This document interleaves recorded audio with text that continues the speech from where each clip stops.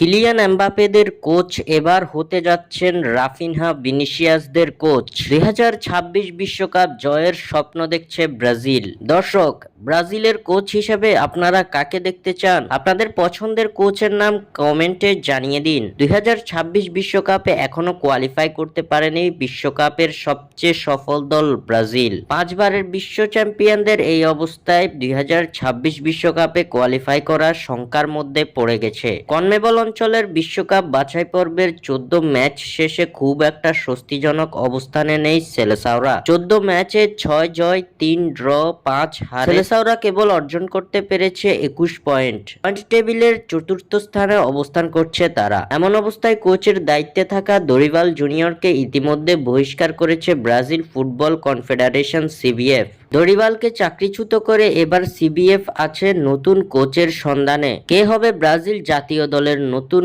Coach তা নিয়ে চলছে নানা গুঞ্জন ও জল্পনা কল্পনা। এরই মাঝে এলো নতুন মোড়। নেইমারের দলের কোচ হতে যাচ্ছেন ফ্রান্স জাতীয় দলের বর্তমান কোচ দিদিয়ের দেশম। এমন খবরই দিচ্ছে গোল বিয়ার।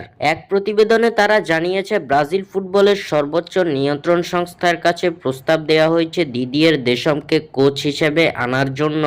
ফ্রান্স জাতীয় দলের সঙ্গে 2026 সালের 31 জুলাই পর্যন্ত চুক্তির মেয়াদ থাকলেও আর চুক্তি নবায়ন করতে ইচ্ছুক নয় দেশম। 2026 বিশ্বকাপকে সামনে রেখে আগেভাগেই ব্রাজিল দলের দায়িত্ব নিতে প্রস্তুত আছেন দিদিয়ের দেশম। তবে তার দেওয়া প্রস্তাব সম্পর্কে এখনো প্রতিক্রিয়া জানায়নি সিবিএফ।